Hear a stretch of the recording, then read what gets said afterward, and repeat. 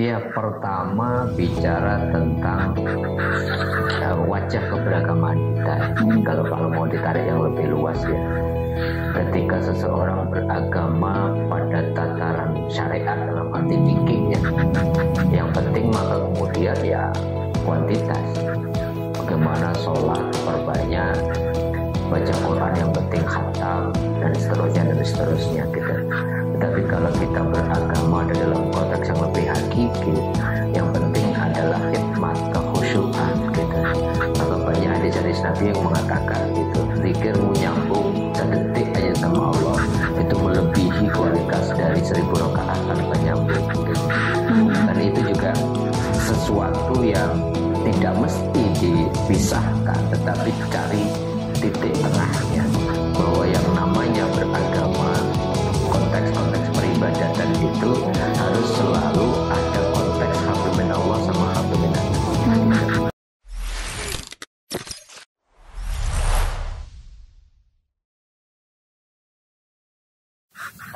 Assalamualaikum warahmatullahi wabarakatuh. Kembali lagi bersama kami. Seperti biasa, aku adalah seorang ibu yang sedang belajar. Mumpung ada Pak Ustadz, kutanyakan semuanya ya. Pak Ustadz mau nanya lagi. Bagaimana pandangan Pak Ustadz ya? Jadi saya banyak melihat ini sebenarnya kenapa seakan-akan ibadah itu jadinya seperti kuantitas, Pak Ustadz. Banyak-banyakan sholat, banyak-banyakan wirid, banyak-banyakan witir, banyak-banyakan sholat sunnah dan segala macam. Bahkan cepet-cepetan khatam Al-Quran gitu. Terutama ini di bulan Ramadan ya, meskipun sekarang kita udah lewat dari bulan Ramadan, tapi orang tuh jadi kayak mengejarnya tuh kuantitasnya gitu.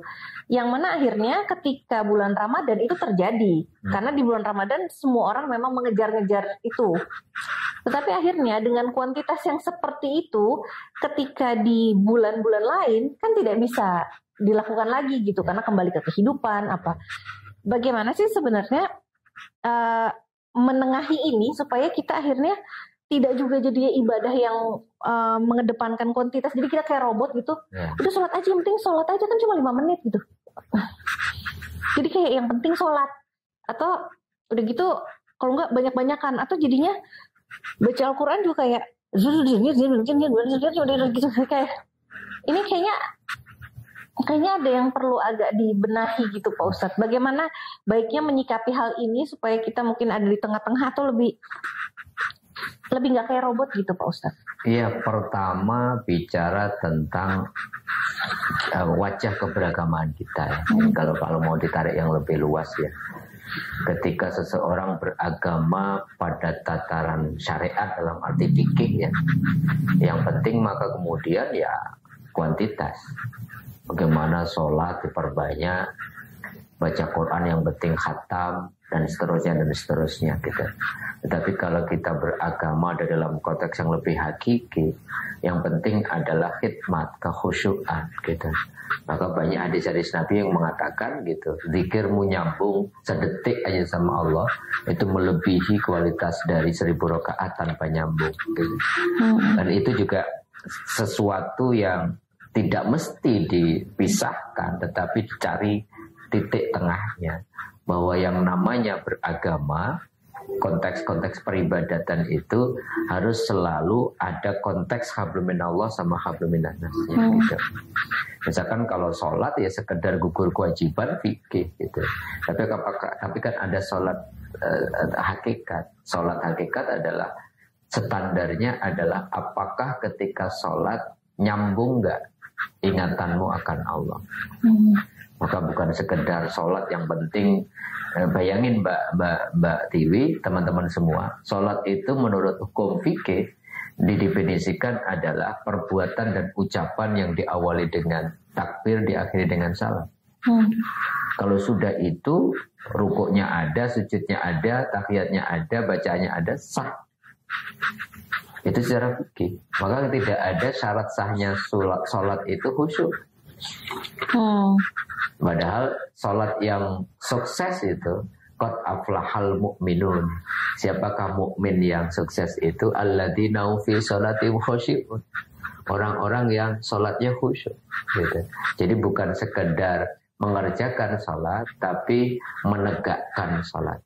Ada hal-hal yang menarik. Bahkan ketika orang sekedar menegakkan sholat, tidak ada kekhusyuan, maka wawailul lil musallin. Celakalah orang yang sholat. Alladzina hum an sholatihim sahun. Orang yang sholat gak nyambung sama Allah. Alladzina hum yura'un. Ini yang mengkhawatirkan. Orang-orang yang sholat cuma pengen dilihat, pengen khatam banyak, pengen umrohnya berkali-kali, yura'un, riya. Yang lebih mengkhawatirkan lagi, biasanya sholatnya benar atau tidak adalah wayamna'unal ma'un. Setelah sholat engkau menjadi pribadi yang mau membantu orang kan? Kalau 3 indikator ini nggak ada, maka sholat menjadi celaka.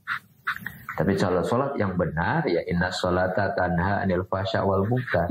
Sholat yang benar adalah yang ditegakkan adalah setelah dia sholat, dia tidak lagi melakukan sesuatu yang Allah tidak ridho, melakukan sesuatu yang manusia tidak suka. Nah, itu kan makanya diawali dengan takbir, mengingat Allah, mensucikan Allah, membesarkan Allah, diakhiri dengan salam. Nah, salam itu adalah komitmen menyebarkan ritualmu dalam konteks nyata, engkau berbagi kebahagiaan sama orang. Banyak sekali ibadah-ibadah yang lain itu standarnya selalu itu, Allahnya nyambung, kemudian outputnya hablum minannasnya berubah menjadi lebih baik. Puasa kan juga begitu. Kalau puasamu sekedar nggak makan nggak minum, tapi Allahnya nggak kamu jadikan sebagai sebuah kesadaran, kamu bisa makan di kamar mandi, kamu bisa makan di ruang privat gitu. Tapi kan outputnya setelah puasa adalah imsakmu terjaga, bahwa engkau punya rem, punya pengendalian diri, engkau tidak dikendalikan oleh nafsumu, tapi engkau yang mengendalikan nafsumu. Zakat kan bukan persoalan gede-gedean, tapi zakat persoalan kemelekatanmu sama dunia itu harus engkau pelan-pelan lepaskan. Bahwa dalam hartamu ada hak orang. Haji pun bukan gelar haji, tapi engkau memenuhi panggilan Tuhan, ketemu sang pemilik Tuhan, ketemu menyambut undangannya.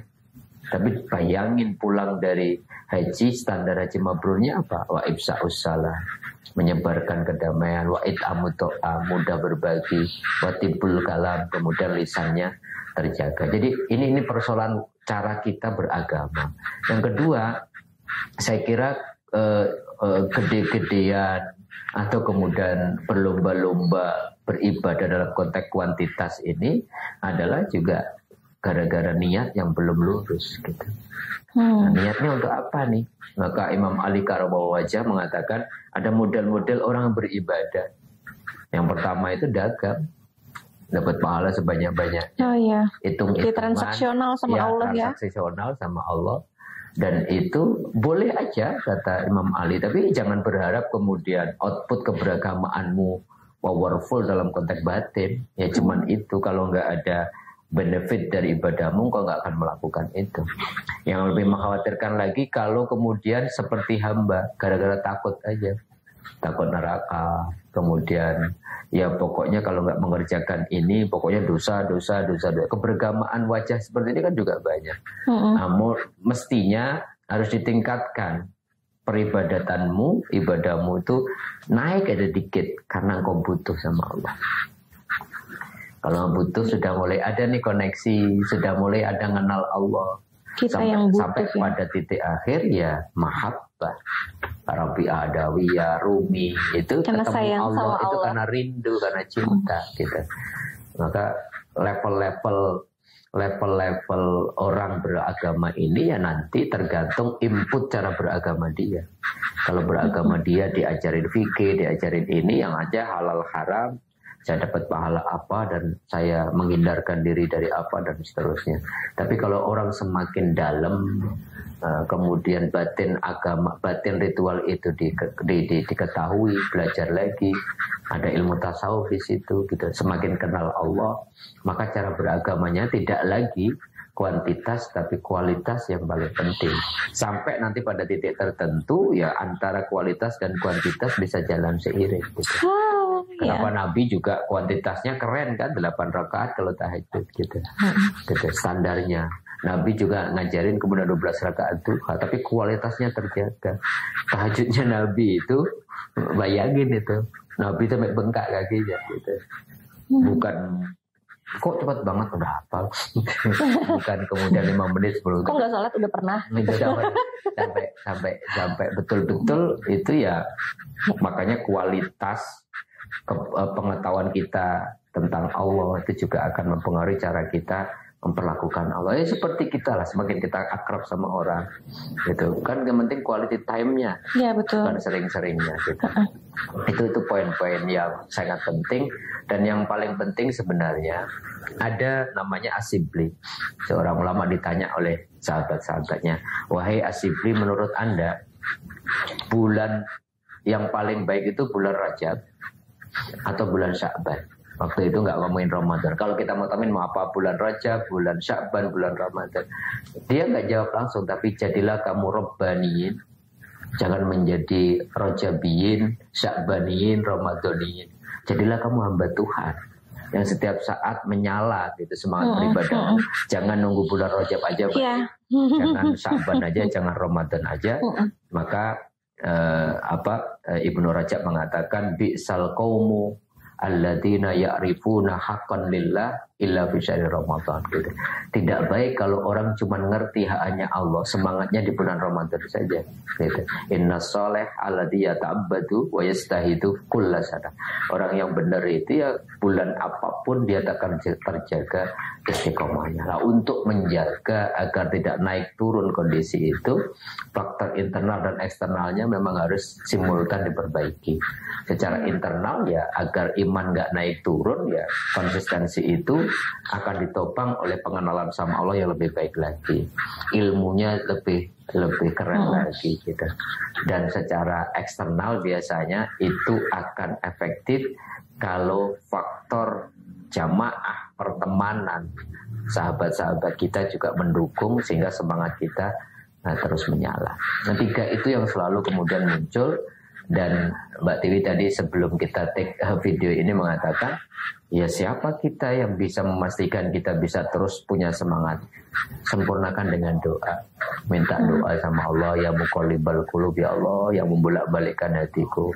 Terus ya ajekkan hatiku sama agamamu, ibadah kepadamu, makrifat kepadamu, cinta kepadamu. Atau pakai Ali Imran ayat 8 tadi, Rabbana la tuzigh qulubana ba'da idh hadaitana. Ya Allah, jangan kau gelincirkan, jangan kau bolak-balikkan hatiku lagi, jangan kau jauhkan aku lagi, jangan kau hilangkan semangatku. Ramadan kemarin kemana ya? Setelah engkau berikan aku, ya Allah, ternyata nikmat betul ya Ramadan ketika kita mencoba melepaskan ikatan-ikatan kita kepada selain Allah, fokus sama Allah, ternyata kok dapat semua. Iya, Nabi kan ngomong gitu, kalau engkau fokus hidupmu untuk Allah, aku yang akan beresin hidup. Benar, itu benar. Tapi kalau engkau fokus sama dunia, ya dunia akan aku kasih sesuai dengan porsi. Dan itu melelahkan gitu. Ya betul. Karena memang akhirnya fokus pada Allah tuh bukan berarti kita meninggalkan semuanya dan kita terus hanya ibadah sempit kayak sholat aja gitu loh. Karena kan akhirnya fokus pada Allah adalah cara mencari uangnya sesuai dengan yang Allah berikan kepada kita, cara mendidik anaknya, cara berhubungan dengan pasangan, cara berhubungan dengan orang tua, habluminan nasnya juga sesuai dengan fokusnya Allah. Syariat itu kan sebenarnya skenario harus skenario Allah. Betul. Aturan-aturan Allah, maunya Allah. Kata guru saya almarhum Bapak Muhammad Zuhri gitu. Semua yang ada di dunia itu milik Allah. Betul. Jangan engkau gunakan, jangan engkau nilai kecuali sesuai dengan penilaian Allah. Jangan sembarangan menilai, jangan engkau sembarangan menggunakan lisanmu kecuali Allah pengen apa sih dari lisan kita? Ngomong yang baik. Kalau enggak diam aja deh. Kita memakai badan kita ini, tubuh kita pun semua panca inderanya sesuai dengan SOP yang diberikan sama yang punya. Betul. Jadi teman-teman kalau masih ada yang hancur di hidupnya, mungkin karena belum sesuai dengan fitrahnya Allah. Jadi semoga kita semua bisa kembali ke fitrahnya Allah. Kita bisa menyeimbangkan antara kualitas dan kuantitas ibadah kita, tidak hanya secara fikih tapi juga menyadari hakikat agamanya sehingga batin kita bisa keterhubungan sama Allahnya selalu terjadi. Terima kasih Pak Ustadz sudah Sama-sama. menjawab pertanyaanku yang ini. Assalamualaikum warahmatullahi wabarakatuh.